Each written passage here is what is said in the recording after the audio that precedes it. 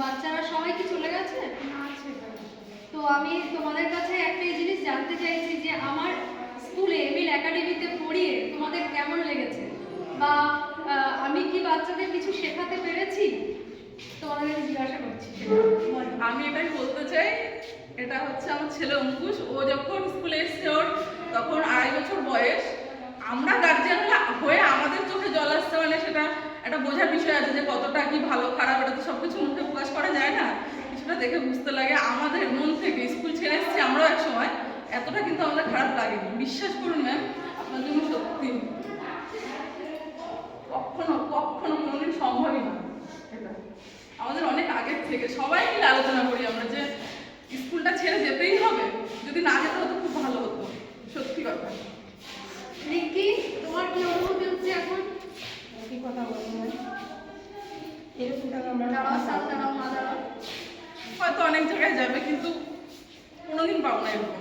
আর এরকম মায়ের মতন একটা ম্যাম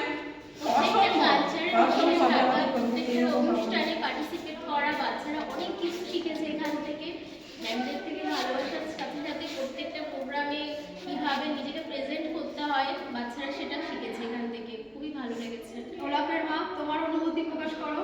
আমি এটাই বলবো যে আমার মেয়েকে আমি এখানে দিয়ে পুরো নিশ্চিন্ত। আমি কোনোদিন দেখিও নি ফিরে যে আমার কি করতে হবে না হবে। আমার মেয়েকে তারা এমনভাবে মানুষ করে দিয়েছে আজকে দাঁড়িয়ে, মানে আমার মেয়ে সত্যি সবার কাছে চুমু করে দাঁড়াতে হবে। আর আমি কোনোদিন দেখিনি ম্যামরা যতটা দেখেছে কি করতে হবে না করতে হবে সব কিছু। আমরা কোনো মায়েরাই কখনো ভাবতাম না যে আমাদের মেয়ের বাচ্চাদের কিছু করতে হবে। সব থেকে বড় কথা যেটা আমাদের মন, আমরা আমরা কষ্ট পাচ্ছি যে গার্জিয়ান বলে আমরা যে গার্জিয়ান না, আমাদের উপরেও কিছু ডিসিশন দেওয়া হয়েছে যে তোমরা কি চাও। এই প্রোগ্রামগুলোতে আমাদেরকে জিজ্ঞাসা করা হয়েছে তোমরা কি চাও। আমরা যেটা বলেছি সেটাই কিন্তু হয়েছে। এটা একদম সত্যি কথা। আমরা আমাদের নিজেদের স্কুল লাইফ ফিরে পেয়েছিলাম। তার জন্য মানে সেই জায়গায় দাঁড়িয়ে আমরা সত্যি মন থেকে চাইছি না যে ছেড়ে চলে যেতে, কিন্তু যেতে হবে, কিছু করার নেই। তৃষার মা, তোমার অনুভূতি বলো। আমি তো এটাই বলবো যে এখানে মানে প্রত্যেকটা ম্যাম নিজেদের সন্তানকে যেমন আমরা বাড়িতে মানুষ করি, এখানে ছেড়ে আমরা অনেকটা নিশ্চিন্ত হই যে ম্যামরা আছে। ম্যামরা প্রত্যেকটা জিনিস তাদের হাতে তুলে শিখিয়ে মানে মানুষ করে দিচ্ছে ওদেরকে। আর এখান থেকে বাচ্চারা শুধু শিক্ষা নয়, শিক্ষার সাথে সাথে কিভাবে নিজেকে প্রেজেন্ট করতে হয় সবার সামনে, তারপর প্রত্যেকটা জিনিস কিভাবে সবার সামনে তুলে ধরতে হয়, তারপর কালচারাল প্রোগ্রামগুলো যেগুলো আছে সেগুলো পার্টিসিপেট করে সেগুলোকে মানে কিভাবে মানুষের মাঝখানে নিয়ে আসতে হয়, নিজের অভিজ্ঞতা দিয়ে বাড়িতে নিজেরা তৈরি করে জিনিস ম্যামদেরকে দেখানো, সব কিছু শিখেছে। খুবই কষ্ট লাগছে যে ছেড়ে যেতে হচ্ছে এখান থেকে। ম্যামগুলো মানে যতই অন্য স্কুলে যাক না কেন, বলে না ভিত মজবুত হওয়া মানে ভিতটা মজবুতই হয়ে যাচ্ছে এখান থেকে। সারার মা, মানে সেই 2.5 বছরে ভর্তি করতে আসা, তারপরে বাবাকে হারিয়ে ফেলা, যেটা ম্যাম থেকেও অনেকটা পেয়েছে যে বাবা নেই। ম্যামটা আমি তো দেখতেই পাচ্ছি সবটা ম্যাম শাড়িটা কর ওটা কর, বাবা নেই সারাক্ষণ বলে গাইড করা। এটা বাবার জায়গা থেকে মানে সেই বাবা ভর্তি করে দেওয়া থেকে মানে একটা সময় বাবা চলে যায়, সেখান থেকে সবটাই ম্যামের কাছে।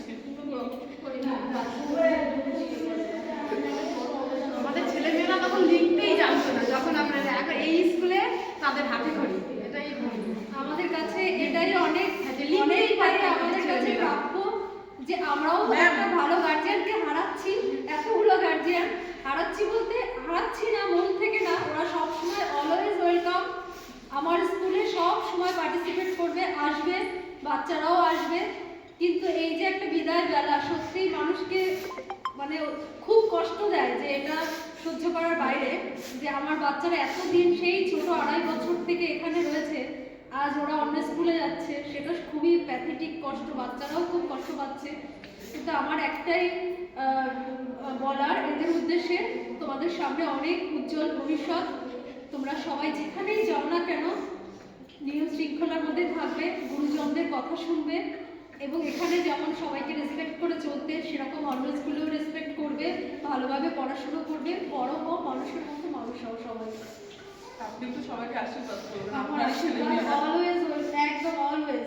আপনি শুরু করেছিলেন, দেখুন আপনি শুরু করেছিলেন। সব সময় তোমরা অলওয়েজ আমার স্কুলে আসবে, কোনো অসুবিধা সবাইকে অনেক থ্যাংক ইউ, ধন্যবাদ। ওরা বাড়ির থেকে কান্না শুরু করেছে। অঙ্কুশ তো যেদিনকে লাস্ট পরীক্ষা ছিল সেদিন থেকে। তাহলে আপনি একটু ভেবে দেখুন, একটা বাচ্চা কাঁদে, আমার ছেলেকে কিন্তু সহজে কাঁদতে দেখি না, এটা একদম সত্যি কথা। ও কাঁদছে মানে সেই জায়গাটা যে কোথায় কি হচ্ছে সেটা বুঝে নিতে হবে।